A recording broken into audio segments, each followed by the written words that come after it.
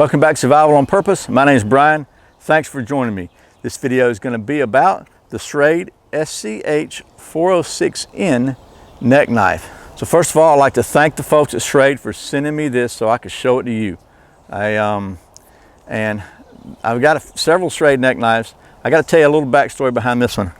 I actually got this knife in ceramic a while back and totally destroyed it because through improper use and abuse. And I'm like a bull in a china shop sometimes. Ceramic knives have certain limitations that are inherent in the material.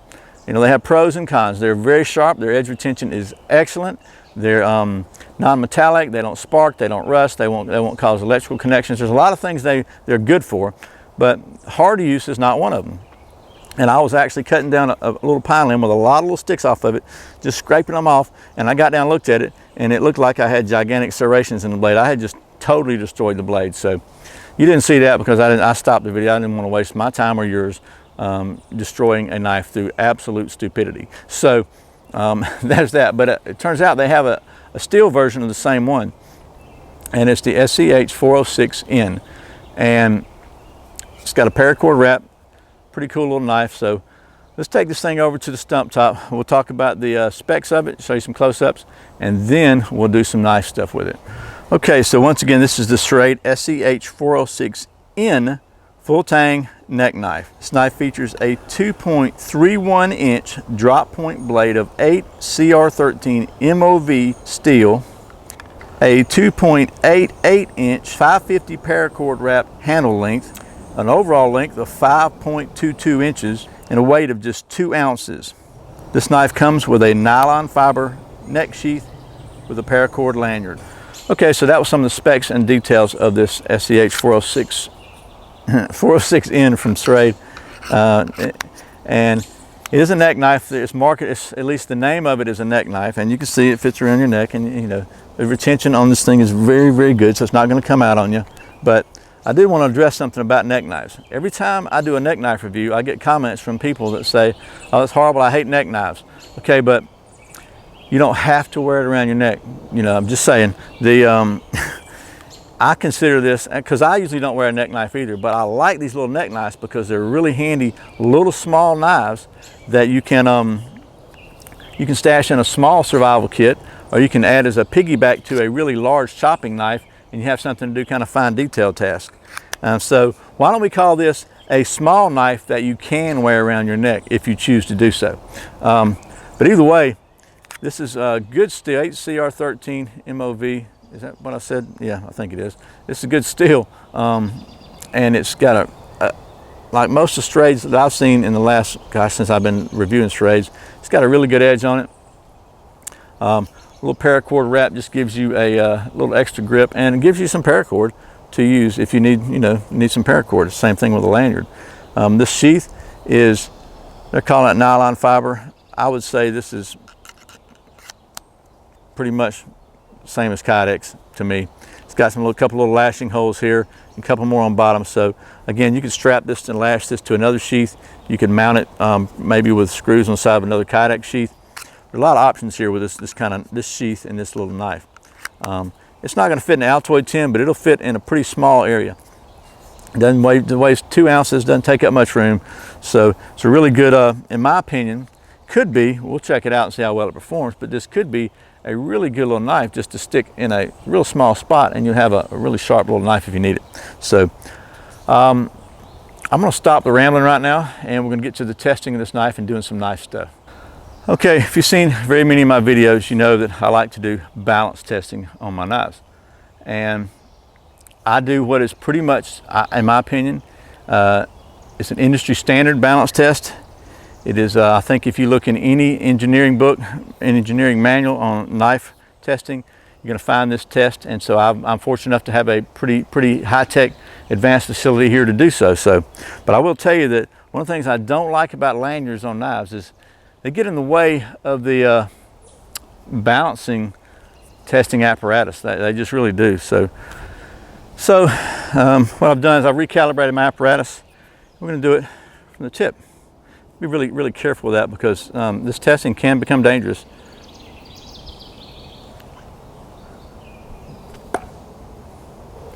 Okay, so a little recalibration required on the balancing apparatus for the due to the lanyard, but altogether pretty well balanced. So let's take it down to the stump top and do some knife stuff. So first of all, this is a full tang knife, but it's a little knife, 2 and something inches. But if you're trying to get a fire started, then you may want to split something small. So this is a little piece of cedar here. I thought we'd do is see how much it takes to see if this thing will chop in half with cross grain. This is some pretty hard stuff, but we're gonna give it a shot. So let me get you close up here. Okay, so I got a piece of cedar here, and it's pretty wet on the outside. It's been raining out here for a couple of days. So, but the inside's probably dry, so in order to start a fire, you may want to get to the inside. So what we're gonna do is we're gonna be silly, and if this happens to be all you got with you, because everything else, whatever, and I know you guys can say that's ridiculous, but just trying to test the knife, okay?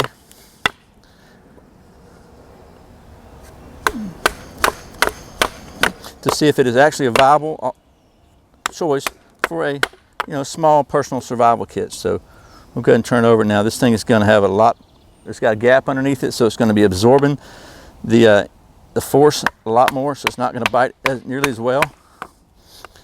But that's just the way it goes. But when I'm cross batoning like this, I generally try to cut a wedge out just as I would with an axe. Let's see if it'll break now. Okay, so now it broke. Now we can try to get to some dry wood on the inside of it.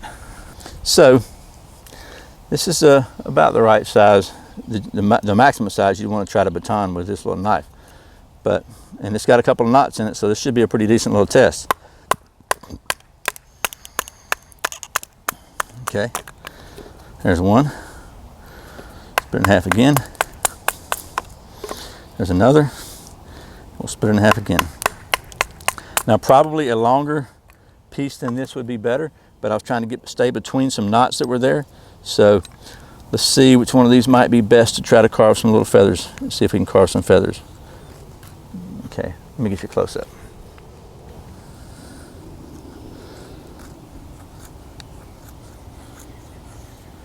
Move that stuff out of the way.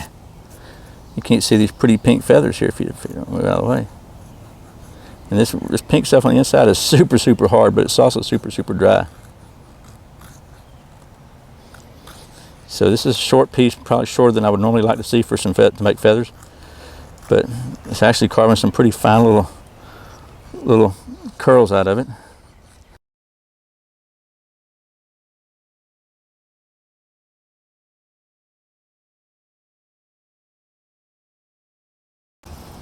Okay, so we got a nice little pile here.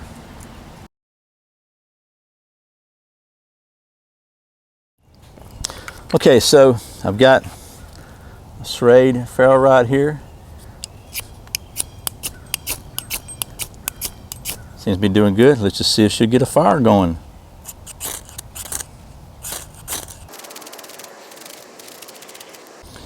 This cedar's been out here in the weather a long time.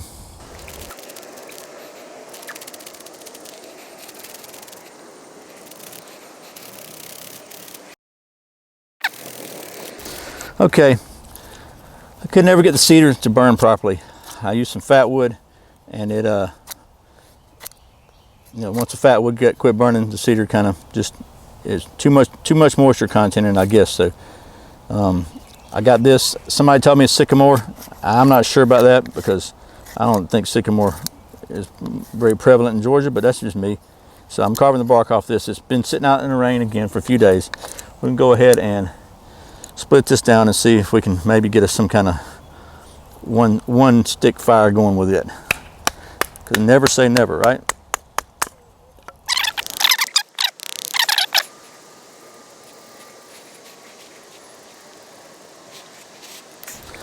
I'll be back.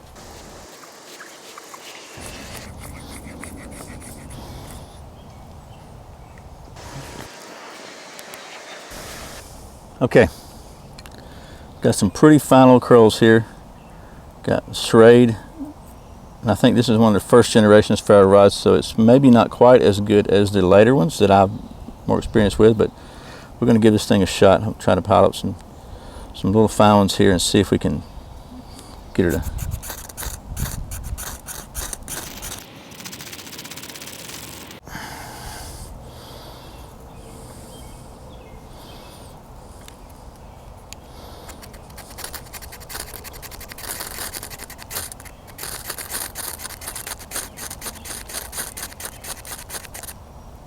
Uh-oh, looky there, I got flamage. I got flames, and I just nurture it. Do not let it die. Do not die, little flames. Okay.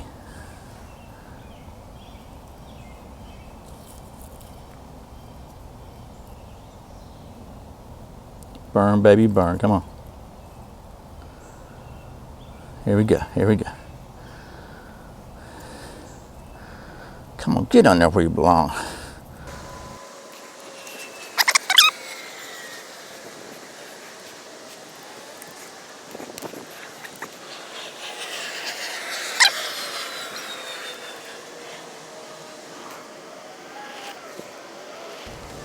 Get something with a little bit of mass to burn, we'll have sustainable fire.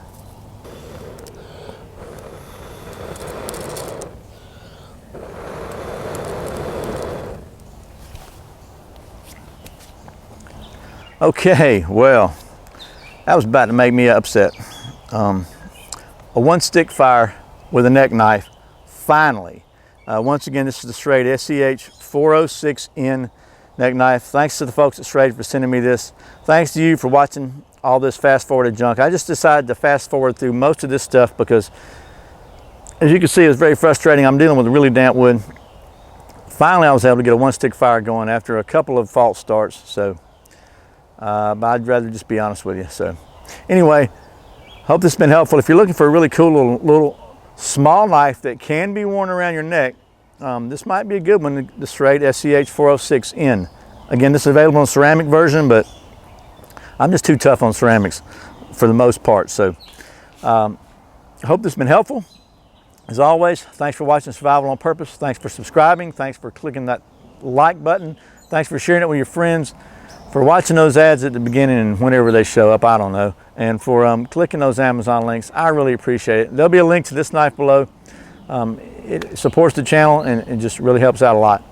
Once again, my name is Brian. You're watching Survival on Purpose. Remember, survival is not an accident, so be prepared. See you next time.